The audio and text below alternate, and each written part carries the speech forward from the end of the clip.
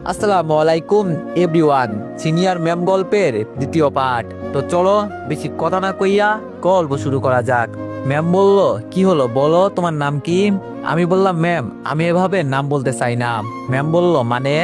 আমি বললাম, মানে যেই দিন আপনার সামনে আসবো আমি চাই সেই দিন আপনি আমার সবকিছু জানতে পারবেন। ম্যাম বলল, বাহ, ব্যাপারটা কিন্তু অনেক ইন্টারেস্টেড, অনেক কিছু লুকিয়ে আছে তোমার মধ্যে, অনেক রহস্য। আমি বললাম, আমি চাই সেই রহস্য আপনি নিজেই উদ্ঘাটন করেন। ম্যাম বলল, আচ্ছা ঠিক আছে, আমি তোমার রহস্য খুঁজে বের করব অবশ্যই, কিন্তু আমি বললাম, কিন্তু কি? ম্যাম বলল, কিন্তু এখন তোমাকে আমি কি নামে ডাকবো? এই লাইনটা যেন আমাকে একটু ভাবিয়ে তুললো। এখন আমাকে কি নামে ডাকতে পারে? ম্যাম আবার লিখলেন, কি হলো বলো, তোমাকে কি নামে ডাকবো? আমি চোখ বন্ধ করে কিছুক্ষণ ভাবলাম, তারপর টাইপ করতে শুরু করলাম। আমি বললাম, ম্যাম আমি চাই আপনি আমার কবিতার ছন্দে আমাকে খুঁজুন, যার প্রতিটা শব্দে আপনি আছেন সেই তো আমি। একটু থেমে আবার টাইপ করলাম, ম্যাম আমাকে আপাতত পিচ্চি স্বপ্নচারী নামে ডাকতে পারেন। ম্যাম বলল, পিচ্চি স্বপ্নচারী সেটা আবার কেমন নাম? আমি বললাম, এই নাম দিলাম কারণ যে আপনার স্বপ্নে হাঁটে আর বাস্তবে আপনাকে খুঁজে বেড়াই নিঃশব্দে সেই তো স্বপ্নচারী। আর আমি আপনার থেকে ছোট, তো পিচ্চি স্বপ্নচারী। ম্যাম এসএমএসটা দেখে একটু মুচকে হাসির ইমোজি দিলেন। আমার হৃদয় স্পন্দন যেন একটু বেড়ে গেল। ফোনের স্ক্রিনের দিকে এক দৃষ্টিতে তাকিয়ে রইলাম। তারপর আবার ম্যামের রিপ্লাই এলো, তুমি সত্যিই পাগল আর অন্যরকম রোমান্টিক। আমি তোমাতে যে আসক্ত হয়ে যাচ্ছি পিচ্চি স্বপ্নচারী। আমি বললাম, মন যা চাই তাই করতে দিন ম্যাম। ম্যাম বলল, তবে মনে রেখো আমি কিন্তু একদিন ঠিকই তোমাকে খুঁজে বের করব, তখন কিন্তু মুখ লুকিয়ে পালাতে পারবে না। আমি মুচকে হেসে বললাম, ঠিক আছে ম্যাম, আপনি যদি খুঁজে পান আমি ধরা দেব। এমন মুহূর্তে মনে হচ্ছিল জানো, এই জীবনে আমি কিছু একটা ঠিক করেছি। এই মানুষটা যাকে সবাই ভয় পায়, তিনি ক্লাসে সবার সামনে রাগী কণ্ঠে কথা বলেন, তিনি এতটা নরম এতটা মায়াবী হতে পারে সেটা কল্পনাও করিনি। কিছুক্ষণ পর ম্যাম আবার বলে উঠল, আচ্ছা আজকে তো অনেক কথা বললাম, আমাকে একটা কবিতা শোনাও, আমি শুনে শুয়ে পড়ি। কাল ক্লাস আছে, তোমার ক্লাস নেই? আমি বললাম, আছে ম্যাম, আপনার ক্লাস করার জন্য হলেও যাব। ম্যাম বলল, তাই নাকি? আমি বললাম, জি ম্যাম। ম্যাম বলল, ওকে, এখন একটা কবিতা শোনাও আমার জন্য। আমি বললাম, ওকে ম্যাম, এটা শুধু আপনার জন্য। বলেই আমি টাইপিং করলাম। রাতের আকাশে চাঁদের আলো, তবুও চোখে ভাসে এক মুঠো আলো। যিনি আগে ঝড় তোলেন ক্লাসরুমে, আসলে তিনি হৃদয়ের গভীরে বাক্রূপে। আপনি আছেন বলেই তো স্বপ্ন দেখি, ঘুম ভাঙলেও থেকে যায় আপনার রেখি। চোখের সামনে নয়, তবুও মন জোড়ে আপনি। নিঃশব্দে ভালোবাসি, নামহীন সেই স্বাক্ষর আমি। আপনি আছেন বলেই রাতটা রঙিন হয়, স্বপ্নের ভেতরেও আপনার মুখ খুঁজে রয়। আমি তো শুধু একজন পিচ্চি স্বপ্নচারী, আপনার হাসিতে বাধ্য আমার হৃদয় যাত্রী। আপনি যখন বলেন তোমায় খুঁজে নিব, তখনই মনে হয় এই জীবনটা স্বপ্নেও বেশি কেব। আপনার একটুখানি যত্নে মন ভরে যায়, আপনি আছেন বলেই তো প্রেমের কবিতা হয়। কবিতাটা শোনার পর ম্যাম কয়েকটা হাত পাঠিয়ে দিল। তারপর বলল, কিভাবে এত সুন্দর কবিতা লেখো? আমি মোবাইল হাতে বসে আছি, বারবার পড়ছি ম্যামের মেসেজটা। চোখে মুখে এক ধরনের লজ্জা আর গর্ব মিশে যাচ্ছে। আমি বললাম, আপনাকে তো দেখেই লিখি ম্যাম, না থাকলে আমার কলমও থমকে যাবে। Ma'am typing. ম্যাম বলল, তুমি আসলে প্লে বয়। আমি বললাম, চিসি ম্যাম, মোটেও না, বয়সে ছোট হতে পারি কিন্তু ভালোবাসতে জানি ম্যাম, আর আপনি ছাড়া কারোর সাথে এসএমএস করি না। ম্যাম বলল, তুমি শুধু পিচ্ছি না, পাকনা পিচ্ছি। আমি একটু হাসি দিলাম। ম্যাম বলল, আচ্ছা ভাই আমি ঘুমাবো। আমি বললাম, ওকে ম্যাম বাই। বলেই আমরা দুজনেই অফলাইনে চলে গেলাম। তারপর ম্যামকে কল্পনা করতে করতে কখন যে ঘুমিয়ে গেছি জানি না। সকালে ঘুম থেকে উঠে ফ্রেশ হয়ে নাস্তা করে নিলাম, তারপর রেডি হয়ে কলেজে চলে গেলাম। এসে দেখি সাকিব আগেই আসছে। ওকে বললাম, কিরে দোস্ত কি খবর? সাকিব বলল, ভালোই। আরে প্রেমিক সাহেব যে। আমি বললাম, চুপ শালা, ক্লাসে চল, ম্যামের ক্লাস শুরু হয়ে যাবে আবার। সাকিব বলল, হ্যাঁ তা তো যাবেই, তোর রাজকন্যার ক্লাস যে। আমি বললাম, চুপ করবি তুই, বেশি কথা বলস। সাকিব বলল, আচ্ছা সরি। তারপর আমরা দুজনেই গিয়ে জানালার পাশের সিটে বসে পড়লাম। 9টা বাজতেই ম্যাম যথারীতি ক্লাসে প্রবেশ করলো। আজকে ম্যাম ব্ল্যাক শাড়ি পরেছে, চুলটা খোলা, চোখে হালকা কাজল, ঠোঁটে একটা ক্ষীণ হাসি। দেখে আমার বুকের ভিতরটা যেন কেঁপে উঠলো। মনে হলো যেন সিনেমার কোনো দৃশ্য সামনে ঘটে যাচ্ছে। আমি তড়িঘড়ি করে পকেট থেকে মোবাইলটা বের করলাম, ডেস্কের নিচে লুকিয়ে ম্যামকে একটা এসএমএস করলাম। আজকে আপনাকে দেখে মনে হলো ভালোবাসা সত্যি কোনো রঙে বাঁধা নয়, কিন্তু আজ ব্ল্যাক রঙও প্রেমে পড়ে গেছে, কারণ সেটা আপনি পড়েছেন। ম্যাম হয়তো ব্যস্ত ছিলেন। কয়েক মিনিট পরে ম্যামের ফোনের ভাইব্রেট হলো। উনি ফোনের স্ক্রিনে তাকাতেই চোখে মুখে কিছুটা কনফিউজ হাসি নিয়ে ফোনের স্ক্রিনে তাকালেন। তারপর আশেপাশে তাকাতেই আমি তড়িঘড়ি করে চোখ সরিয়ে নিলাম। পাশ থেকে সাকিব কানের কাছে ফিসফিস করে বলল, এই শালা কি করছিস, ম্যাম বুঝে ফেলবে।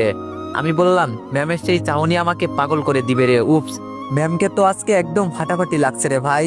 সাকিব বলল, চুপ কর ভাই, একটু আস্তে কথা বল, তুই তো দেখছি আমাকেও ফাঁসাবি। এরপর ক্লাস শুরু হলো, কিন্তু আমার মন তো ক্লাসে নেই। আমার চোখ শুধু ম্যামের প্রতিটা অঙ্গভঙ্গি, প্রতিটা শব্দ আর হাঁটার স্টাইল আটকে। এইদিকে একটু পর দেখি আমার মোবাইলে একটা এসএমএস এলো, আর এসএমএসটা দেখেই আমার মাথা ঘুরে গেল। কারণ এসএমএসটা এমন ছিল, এই তো একটা বোকামি করে ফেললে, আমি একটা হিংস পেয়ে গেলাম, তুমি আমাকে দেখছো মানে তুমি এই ক্লাসেরই স্টুডেন্ট। এখন আমার খুঁজতে আরো সুবিধা হলো। আমি এসএমএসটা দেখে জিব্বাতে কামড় দিলাম আর ভাবলাম, আসলেই তো একটা বোকামি করে ফেললাম, শিট। তারপর আর কোনো এসএমএস না দিয়ে আমি ক্লাসে মনোযোগ দিলাম। ক্লাস শেষে ক্যাম্পাসে বসে আছি। এমন সময় ক্যাম্পাসের সবার সামনে সিনিয়র বড় ভাই ম্যামকে হাঁটু গেড়ে প্রপোজ করে বসলো। আমরা ক্যাম্পাসের সবাই হাঁ হয়ে গেলাম ছেলেটির সাহস দেখে। আমার তো সাহসের প্রশংসা করার চেয়ে রাগ হচ্ছে বেশি। আমার স্বপ্নের রাজকন্যাকে প্রপোজ করছে। ছেলেটি বলল, ম্যাম আমি আপনাকে অনেক দিন থেকেই ফলো করি, আমি আপনাকে অনেক পছন্দ করি, প্লিজ আমার লাল গোলাপের ভালোবাসা গ্রহণ করেন। দেখলাম ম্যামও ছেলেটার হাত থেকে ফুলটা নিল। আমি মনটা খারাপ করে চোখটা নিচু করে ফেললাম, আর সাথে সাথে থাপ্পড়ের সাউন্ড শুনতে পেলাম। আমি চোখ তুলে দেখি ছেলেটা বাম গালে হাত দিয়ে দাঁড়িয়ে আছে, আর ম্যাম রেগে আগুন হয়ে আছে। ম্যাম সাথে সাথে বলল, অসভ্য বেয়াদব কোথাকার, ম্যামকে রেসপেক্ট দিতে জানো না, কাকে কি বলতে হয় সেটাও জানো না, তোমাকে কলেজে অ্যাডমিশন দিয়েছে কে? ছেলেটি বাম গালে হাত দিয়ে মাথা নিচু করে বলল, সরি ম্যাম। ম্যাম বলল, ফার্দার যদি এইসব করতে দেখি সোজা কলেজ থেকে রেস্ট্রিক্টেড করে দিব। বলেই ম্যাম চলে যেতে লাগলো। সাকিব আমার কাঁধে হাত দিতেই আমি চমকে উঠলাম। তখন সাকিব বলল, দোস্ত দেখলি তো কেমন অবস্থা, তোরও পরিণতি আমি এরকম দেখতে পারছি, তাই সুযোগ থাকতে কেটে পড়, ম্যামের স্বপ্ন দেখা বন্ধ কর। আমি বললাম, শালা তুই আমার বন্ধু নাকি শত্রু বলতো, কই আমাকে একটু হেল্প করবি, তা না উল্টো আমাকে ভয় দেখাচ্ছিস। সাকিব বলল, বন্ধু বলেই তোর ভালো চাই, তাই সাবধান করছি। আমি বললাম, হইছে এখন বাসায় চল। সাকিব বলল, বলেই আমরাও যে যার বাসার দিকে রওনা দিলাম। গেটের সামনে আসতেই গেটে দেখতে পেলাম টুলেট বোর্ড ঝোলানো। কি ব্যাপার, আব্বু কি বাসা ভাড়া দিবে নাকি? তাড়াতাড়ি করে কলিং বেল চাপতেই আম্মু ভিতর থেকে দরজা খুলে দিল। আম্মু বলল, ভিতরে গিয়ে ফ্রেশ হয়ে নে, আমি খাবার দিচ্ছি। আমি বললাম, আম্মু বাইরে টুলেট বোর্ড লাগাইছো কেন, বাসা কি ভাড়া দিবে নাকি? আম্মু বলল, আমি বললাম, কেন? আম্মু বলল, তোর আব্বু ট্রান্সফার হয়েছে দিনাজপুর, তো সে ওখানে চলে যাবে, তোর পড়াশোনার জন্য আমি আর তুই যেতে পারছি না, কিন্তু বাসায় কিভাবে একা থাকবো, তাই তোর আব্বু উপরের ফ্ল্যাটটা ভাড়া দিবে। আসলে টাকার জন্য ভাড়া দিতাছি না, বাসায় মানুষ থাকলে ভালো লাগবে, সিকিউরিটির একটা ব্যাপার আছে। আমি বললাম, ঠিক আছে, তোমরা যা মনে করো। বলেই আমি উপরে চলে গেলাম। উপরে গিয়ে ফ্রেশ হয়ে নিলাম, তারপর খাওয়া দাওয়া করে রুমে শুয়ে আসি। হঠাৎ একটা এসএমএসটা অবশ্য ম্যামেরই। ম্যাম বলল, হাই পিচ্ছি স্বপ্ন সারি। আমি বললাম, হ্যালো ম্যাম। ম্যাম বলল, বাসায় গেছো? আমি বললাম, আপনাকে রাখলে যে এত সুন্দর আর বেশি মায়াবী লাগে তা আগে কখনো খেয়াল করিনি ম্যাম। ম্যাম বলল, আমার আবার রাগী লোক কোথায় দেখলে? আমি বললাম, শুধু আমি কেন, ক্যাম্পাসের সবাই দেখছে। ম্যাম বলল, ও ওই ছেলের কথা বলছো? আমি বললাম, ম্যাম বলল, বেয়াদব একটা ছেলে, মাথাটাই গরম করে দিয়েছিল। আমি বললাম, ম্যাম একটা কথা বলবো? ম্যাম বলল, তোমার কথা শোনার জন্যই তো অনলাইনে আসি। আমি বললাম, সাহস করে বললাম, কিন্তু।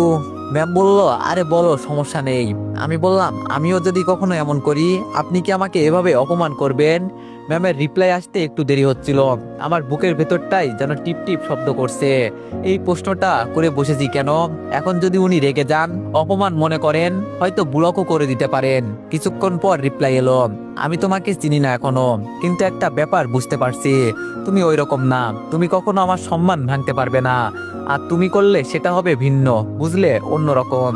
তার মানে বুঝতে পারলাম আমার জন্য একটু হলেও ফিলিংস আছে তার মনে। অনেক খুশি হলাম আমি। লুঙ্গি ডান্স দিতে ইচ্ছে করছে, কিন্তু নিজেকে কোনো রকম সামলিয়ে নিলাম। তারপর ম্যাম নিজেই বলল, আচ্ছা একটা কথা বলি। আমি বললাম, জি অবশ্যই ম্যাম, বলেন। ম্যাম বলল, আমরা কি কিছুক্ষণ ফোনে কথা বলতে পারি? তোমার পিক বা পরিচয় না দাও, কিন্তু ভয়েসটা তো শুনতে পারি, অনেক শুনতে ইচ্ছে করছে, প্লিজ। আমার বন্ধুরা বলেছিল ফোন কলে আমার ভয়েসটা নাকি অন্যরকম শোনায়, তাই আমিও কেন জানি না করতে পারলাম না, কারণ আমিও ম্যামের ভয়েসটা শুনতে ইচ্ছুক। তাই বললাম, আচ্ছা ঠিক আছে। ম্যাম বলল নাম্বার দাও। আমি বললাম নেন। ম্যাম 1 মিনিট পরেই ফোন দিল। আমি রিসিভ করতেই ম্যাম বলল হ্যালো, আসসালামু আলাইকুম। কণ্ঠ শুনে আমি আবারও এক দফা ক্রাশ খেয়ে গেলাম। কণ্ঠ শুনে মনে হচ্ছে আমি পরীর রাজ্যে আছি, যে আমার সামনে গান গাচ্ছে। আমার চুপ করে থাকা দেখে সে আবার বলল হ্যালো, আসসালামু আলাইকুম। আমি বললাম জি ওয়ালাইকুম আসসালাম। ম্যাম বলল কি ব্যাপার পিচ্ছি স্বপ্নচারী, তোতলাছো কেন? কণ্ঠ শুনে ক্রাশ খাইছো নাকি? আমি বললাম এই রে যা, ম্যাডাম কেমনে জানলো? সত্যিই তো খাইছি। তারপর ম্যাম আবার বলল কি হলো, কথা বলো না কেন? আমি বললাম না এমনি। যাই হোক আপনার কণ্ঠটা অনেক সুন্দর ম্যাম। ম্যাম বলল কেন পিচ্ছি, ভালো লাগছে বুঝি? আমি বললাম জি। ম্যাম বলল যাক তবুও ভালো লাগলো, আর তোমার ভয়েসটাও কিউট আছে। আমি বললাম থ্যাংক ইউ ম্যাম।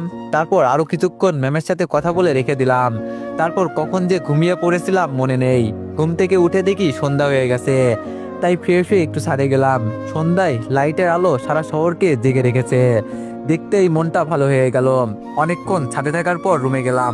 রাতে পড়াশোনা করে আর অনলাইনে যাইনি, তাড়াতাড়ি ঘুমিয়ে পড়েছিলাম। ফজরের আজান দিচ্ছে এমন সময় ফোনে মেসেজ আসলো।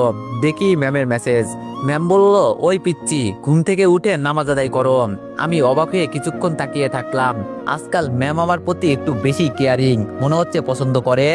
যাই হোক আমি খুশি হয়ে ভোরে ঘুম থেকে উঠে ওযু করে এসে নামাজ আদায় করলাম। তারপর ঘুমানোর চেষ্টা করলাম, কিন্তু ঘুম কিছুতেই আসলো না। তাই বাইরে হাঁটাহাঁটি করতে গেলাম। বাসায় এসে দেখি আম্মু নাস্তা রেডি করছে। আম্মু আমাকে দেখে তো অবাক, যেই ছেলেকে 9টার আগে ডেকে ঘুম থেকে তোলা যায় না, সে আজ ভোর 6টায় উঠছে। আম্মু কাছে এসে মাথায় হাত দিয়ে বলল কিরে জ্বর হয়নি তোর? আমি বললাম আম্মু কি বলছে এগুলো? আম্মু বলল যেই ছেলেকে 9টার আগে ডেকেও ঘুম থেকে তোলা যায় না, সে ভোর 6টায় কিভাবে উঠলো?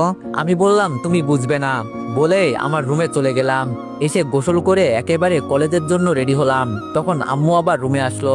আমি আম্মুকে দেখে বললাম আম্মু কিছু বলবা? আম্মু বলল আমি বললাম বলো কি বলবা? আম্মু বলল আজকে কলেজে যাস না। আমি বললাম কেন আম্মু? আম্মু বলল কালকে তোর নানুর মৃত্যুবার্ষিকী, আমি আর তোর আব্বু যেতে পারবো না কাজের চাপে। তুই যদি যাস খুব ভালো হতো। তোর মামা তোকে যেতে বলেছে। আজকে গিয়ে কাল মিলাদ করে কবর জিয়ারত করে চলে আসবি। আমি বললাম কিন্তু আম্মু আমার ক্লাস আছে। আম্মু বলল 2 দিন না গেলে কিছুই হবে না। আমি অনেক ভেবে আম্মুকে খুশি রাখতে বলেই দিলাম ঠিক আছে যাব।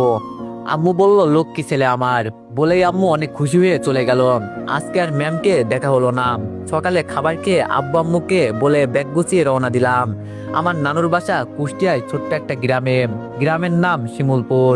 বগুড়া গিয়ে কুষ্টিয়ার বাসে উঠে পড়লাম। ম্যামের জন্য অনেক মন খারাপ লাগছে, 2 দিন দেখতে পারবো না। যাই হোক কয়েক ঘন্টা পর কুষ্টিয়া বাস স্ট্যান্ডে নেমে পড়লাম। রাস্তাগুলো অনেক পরিবর্তন হয়ে গেছে। অনেকদিন আগে এসেছিলাম, কিছুই চিনতে পারছি না। তাই একটা লোককে জিজ্ঞেস করলাম এক্সকিউজ মি ভাই। লোকটি বলল জি বলেন। আমি বললাম শিমুলপুর যাওয়ার রাস্তাটি একটু বলে দিবেন। লোকটি বলল জি, এই রাস্তা দিয়ে হেঁটে গেলে কিছুদিন পর একটা নদী দেখতে পাবেন, সেই নদী পার হলেই শিমুলপুর গ্রাম। আমি বললাম ওকে ভাই থ্যাংক ইউ। তারপর আমি লোকটির দেওয়ার নির্দেশন অনুযায়ী হাঁটতে লাগলাম। কিছুদিন পরে একটি নদী দেখতে পেলাম। নদীর ধারে এসে দাঁড়ালাম। বিকালের রোদ্রে আর নদীর পানি চিকচিক আলো শরীরকে আর মনকে এক অদ্ভুত শান্তি এনে দিল। নদীর ঘাটে এসে দেখি একটা ছোট নৌকা বাঁধা আছে। পাশে দাঁড়িয়ে আছে একজন মাঝবয়সী লোক। কাছে যেতেই উনি মুখ তুলে বললেন শিমুলপুর যাবেন? আমি বললাম হ্যাঁ চাচা যাবো। লোকটি বলল ওঠেন, ওপারে নামিয়ে দিব। নৌকায় উঠে বসলাম। পানির ঢেউয়ের শব্দে আর পাখিদের ডাক মিলেমিশে এক অপার্থিক পরিবেশ তৈরি করলো। নৌকা পার হয়ে যখন গ্রামের পথে হাঁটছি, তখনই চোখে পড়লো গ্রামের পরিচিতি মাটির রাস্তা, বাচ্চার আর মাঠে ছাগল চড়াতে থাকা ছোট ছোট ছেলেমেয়েরা। শিমুলপুর এখনো আগের মতোই আছে, শান্ত নিরিবিলি আর নিজের মতো করে গুছিয়ে থাকা একটা গ্রাম। নানুর বাড়ি গিয়ে দরজায় নক করতেই মামা দরজা খুলে দিলেন। মামা বলল আরে শহরের রাজপুত্র রাকিব যে, আসো মামা ভিতরে আসো, খবর না দিলে তো তোমাদের দেখাই মিলে না। আমি বললাম না মামা সেরকম কিছুই না, আসলে পড়াশোনা নিয়ে একটু ব্যস্ত। একটু পর আমার নানি বের হয়ে আসলো। এসে উনি আমাকে জড়িয়ে ধরে বলল কেমন আছো নানু ভাই? আমি বললাম আলহামদুলিল্লাহ ভালো, আপনি কেমন আছেন নানি? নানি বলল আলহামদুলিল্লাহ ভালো। নানুকে বুঝি একবারও দেখতে ইচ্ছা করে না? আমি বললাম ইচ্ছা অনেক করে নানু, ব্যস্ততায় আসা হয় না। তারপর এভাবে সবার সাথে কুশল বিনিময় করে রুমে ঢুকলাম। ভিতরে ঢুকে নানুর ছবি দেখে বুকটা হু করে উঠলো। এই মানুষটার হাত ধরে ছোটবেলায় মসজিদে গিয়েছি, ঘুমিয়ে পড়লে মাথায় হাত বুলিয়ে ঘুম পাড়িয়ে দিয়েছেন। কাল ওনার জন্য মিলাদ আর দোয়ার আয়োজন। খাওয়া দাওয়া করে রাতে ছাদের উপরে উঠে চাঁদের আলোয় বসে আছি। বাতাসে ধান ক্ষেতের গন্ধ। গ্রামের নেটওয়ার্কের অনেক সমস্যা, তাই ম্যামের সাথে কথা বলতে পারছি না। মনটা অনেক খারাপ। হঠাৎ কারো আসার শব্দ শুনতে পেলাম, তাই তাড়াতাড়ি করে ফোনটা পকেটে রেখে দিলাম। পিছনে তাকিয়ে দেখি আমার মামাতো বোন মিম আমাকে দেখেই বলল, কেমন আছোস ভাইয়া? আমি বললাম ভালো আছি, তুই কেমন আছোস? মিম বলল, আমিও ভালো আছি। আমাকে চিনতে পারছো? আমি বললাম চিনবো না কেন, তুমি মিম। মিম বলল, যাক তবুও ভালো চিনছো, শহরে থেকে তো সাদা মুলার মতো হয়ে গেছো ভাইয়া। আমি বললাম, এই খবরদার। মিম একটু হাসি দিয়ে বলল, তুমি তো আমাদের ভুলেই গেছো, আমরা গ্রামে থাকি বলে আমাদের ভালো লাগে না বুঝি? আমি বললাম, এটা কি ধরনের কথা? এরকম বললে কিন্তু সত্যি আর আসবো না। মিম বলল, আচ্ছা সরি নাও। আমি বললাম, তা তুমি এখন কোন ক্লাসে? মিম বলল, ইন্টার ফার্স্ট ইয়ারে ভাইয়া। তা আমাদের ভাবি কেমন আছে? আমি বললাম, কে ভাবি? মিম বলল, আরে তোমার জিএফ। আমি বললাম, ভালোই আছে। মিম বলল, তার সাথে কথা বলার জন্য ছাদে আসছো নাকি? আমি বললাম, মিম বলল, দেখি ভাবির পিক। আমি বললাম, আমার কাছে নেই। মিম বলল, মানে কি ভাইয়া, তোমার জিএফ আর তোমার কাছে পিক নেই? কাহিনী কি বলো তো ভাইয়া? তারপর আমার আর ম্যামের ব্যাপারটা মিমকে সবটাই খুলে বললাম। সব শুনে মিম বলল, ভাইয়া তো পুরোই সিনেমার মতন, কিন্তু ভাবিকে দেখার খুব ইচ্ছে ছিল। আমি বললাম, বিয়ের পরে দেখো। মিম বলল, ঠিক আছে, অপেক্ষায় থাকলাম। কিছুক্ষণ পর নানি নিচ থেকে ডাক দিল। তখন মিম বলল, আসো দাদি ডাকতেছে, নিচে আসো। আমি বললাম বলে আমি আর মিম নিচে চলে আসলাম। তারপর নানির রুমে আরো কিছুক্ষণ আড্ডা দিলাম। তারপর আমাকে থাকতে দেওয়া রুমে এসে ঘুমিয়ে পড়লাম। পরের দিন সকালে ঘুম থেকে উঠে ফ্রেশ হয়ে খাওয়া দাওয়া করে নিলাম। সকাল থেকে মিলাদের জন্য আয়োজনের জন্য সবাই কাজে লেগে পড়েছে, তাই আমিও সবার সাথে কাজে লেগে পড়লাম। দুপুরের মধ্যেই অন্যান্য খালাখালু আর ভাই বোনেরা চলে আসলো, তাদের সাথে কথাও হলো। বিকালে মিলাদের জন্য বাসায় মানুষ আসতে শুরু করলো। সন্ধ্যার মধ্যে মিলাদ আর কবর জিয়ারত ছেড়ে রাতে খাওয়া দাওয়ার আয়োজন করা হলো। খাওয়ার শেষে মানুষজন চলে গেল, আমরাও খেয়ে নিলাম সবাই। রাতে বাসার উদ্দেশ্যে বগুড়া রওনা দিতে চাইলাম, কিন্তু মামা নানি মামি কিছুতেই আর আসতে দিল না, তাই বাধ্য হয়ে আর এক রাত থাকতে হলো। রাতে সব খালারাও থেকে গেল, তাই নানি খালা সব ভাই বোন মিলে অনেক জমিয়ে আড্ডা মারা হলো। আমার আম্মু থাকলে আরো অনেক আড্ডা জমতো। কতদিন পর আমরা সব খালাতো মামাতো ভাই বোন একত্রে হয়েছি তা বলা মুশকিল। সবাইকে দেখতে পেয়ে আমার অনেক ভালো একটা সময় কাটলো, তাই সারা রাতি সবাই আড্ডা দিলাম। ভোর রাত্রে একটু ঘুমিয়েছিলাম, ঘুম ভাঙলো দুপুর 1টায়। উঠে তো আমি নিজেই অবাক, কখন এত ঘুমালাম আর মামা মামিও ডাক দেয়নি। ঘুম থেকে উঠে একেবারে গোসল করে খাওয়া দাওয়া সেরে নিলাম। বিকালের দিকে সবার থেকে বিদায় নিয়ে বগুড়ার উদ্দেশ্যে রওনা দিলাম। আসার সময় নানি আমাকে জড়িয়ে ধরে অনেক কেঁদেছেন। আমারও তখন মন খারাপ হয়েছিল। মিম আসার সময় ফিসফিস করে বলল, ভাইয়া পরের বার তোমাদের ওখানে গেলে জানো ভাবিকে দেখতে পাই। আমি বললাম, ইনশাল্লাহ। বলেই রওনা দিলাম। মামা নদী পার হয়ে এসে বাস পর্যন্ত এগিয়ে দিয়ে গেল। প্রায় 4 ঘন্টা জার্নি করে রাত 8টায় বগুড়া বাস স্ট্যান্ডে নামলাম। সেখান থেকে সিএনজি করে 9টার মধ্যে বাসার সামনে চলে আসলাম। ভাড়া মিটিয়ে দরজার কলিং বেল চাপতেই আম্মু দরজা খুলে দিল আর বলল, কিরে কেমন আছিস? আমি বললাম, ভালো আছি আম্মু, তবে অনেক টায়ার্ড। আম্মু বলল, ঠিক আছে, ফ্রেশ হয়ে খেয়ে রেস্ট নে। আমি বললাম, খাবো না আম্মু, ঘুমিয়ে যাব, কাল সারা রাত জেগেছিলাম, খালা নানি মামা মামি ঘুরতে দেয়নি। আম্মু বলল, অনেক মজা করলি মনে হয়, তুই তো যেতেই চাইলি না। আমি বললাম, মজা করছি, কিন্তু তোমাদের অনেক মিস করছি। আব্বু হঠাৎ পিছন থেকে বলে উঠল, কেমন মিস করছো তা তো আমাদের জানাই আছে, একটা ফোনও করনি, আর আমরা করলে তবুও বন্ধ। আমি বললাম, আসলে আব্বু গ্রামের নেটওয়ার্ক অনেক সমস্যা, তাই। আর 2 দিন হলো ফোনে চার্জ শেষ হয়ে গেছে, এই জন্য ফোন বন্ধ হয়ে গেছে। আম্মু বলল, ঠিক আছে, তুই উপরে যা, ফ্রেশ হয়ে রেস্ট নে। তাই আমি উপরে গিয়ে ফোন বন্ধ অবস্থায় চার্জে দিয়ে ফ্রেশ হয়ে নিলাম। এসে অনেক ক্লান্ত লাগছে, তাই বিছানায় গায়ে লিয়ে দিতেই ওই অবস্থায় ঘুম চলে এসেছে। ঘুম থেকে উঠলাম সকাল 9টায়। আজকে শনিবার, তাই কলেজ নেই। হাতে ব্রাশ নিয়ে চোখ ডলতে ডলতে ছাদে চলে গেলাম। ছাদে যা দেখলাম সেটা আমার বিশ্বাসযোগ্য ছিল না। চোখ আমার কপালে উঠলো, ঘুম এক নিমিষেই উড়ে গেল, কারণ ছাদে ছিল। তো এভরিওয়ান, নেক্সট পার্টের জন্য সবাই একটু বেশি বেশি লাইক আর কমেন্ট করে দিও। ধন্যবাদ।